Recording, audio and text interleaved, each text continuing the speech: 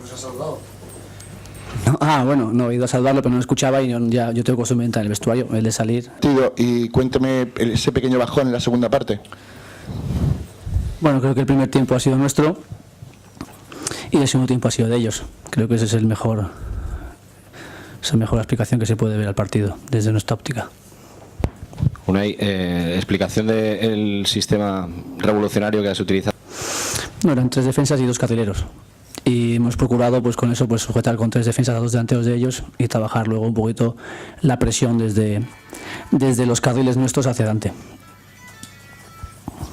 Señor Emery, le quería preguntar por el cambio que ha realizado, por Miguel, si tiene algún problema físico, porque parecía extraño ese cambio cuando parecía que la gente de arriba, perdón, estaba más quemada físicamente, casi como yo. Recupérate, tómate algo que... Pero no pasa nada, yo también toso mucho. Bueno, pues si es contagioso no damos.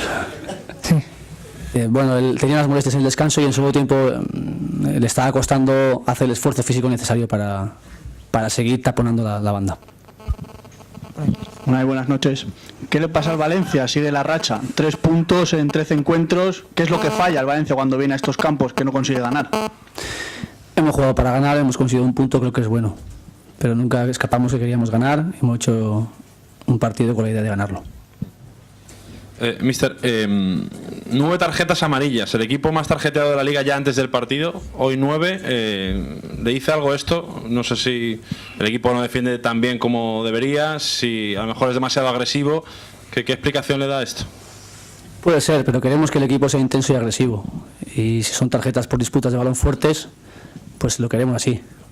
A veces los árbitros pues son muy rigurosos, cortan enseguida, quizá con árbitros europeos o ingleses a lo mejor pues podríamos tener más permisividad, pero en este caso pues no nos dejan enseguida, tiene tarjeta amarilla. Pero aquí un equipo intenso, un equipo agresivo, y creo que es una de las bases para poder a este equipo.